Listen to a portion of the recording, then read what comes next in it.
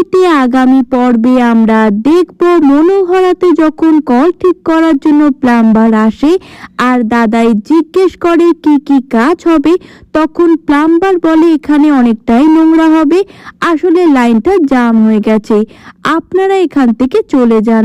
দাদাই সেখান থেকে চলে যায়। মিঠাই যখন তদারকি করে সিদ্ধার্থ বলে তোমার এখানে থাকার কোনো দরকার নেই, তোমার শরীর খারাপ হবে, তোমার থেকে আমার হবে। এদিকে সিদ্ধার্থ মিঠাইকে জোরাজুরি করে যখন ওপরে নিয়ে চলে যায়, প্লাম্বার মনে মনে ভাবে ভাগ্যিস চলে গেছে, ম্যাডাম যেই কাজগুলো করতে বলেছে সব কাজ করে আমাকে ঠিক সময় মতো বেরিয়ে পড়তে হবে। কাজ হয়ে গেলে যখন দাদাই আসে আর মিঠাইকে বলে একটু চা করার কথা, তখন সিদ্ধার্থ মিঠাইকে বলে মিঠাই কিন্তু ব্যবসায় একদম মন দিচ্ছে না। মিঠাই বলে আগে চাটা করে নিয়ে আসি, তারপর একটা ভালো কথা বলবো, আমার কাছে নতুন একটা ব্যবসার প্ল্যান আছে। এই শুনে দাদাই বলে মিঠাই রানীকে কিছু বললে হবে, মিঠাই রানীর মাথা সব সময় চলে। মিঠাই চা করে নিয়ে আসে। এরই মধ্যে স্যান্ডি আর পিঙ্কি বাড়ি চলে আসে এবং মিঠাই যখন ব্যবসার কথা সবাইকে বলে সবাই খুশি হয়ে যায়।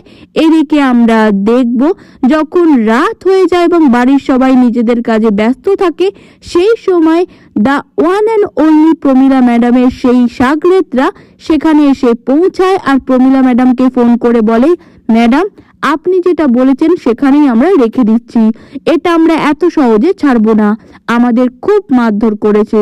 পরের দিন সকালে যখন মিঠাইরা ঘুম থেকে ওঠে বাড়িতে, তখন হঠাৎ করে অফিসার আসে এবং অফিসার আসার পর যখন বলে রুদ্র এসে সবকিছু বলবে, রুদ্রর কাছ থেকে সিদ্ধার্থ জানতে পারে হঠাৎ চারপাশে কিছু সন্দেহজনক লোক দেখেছে পাড়ার লোকেরা, তাই এই বাড়িটাকে চেক আপ করা হবে।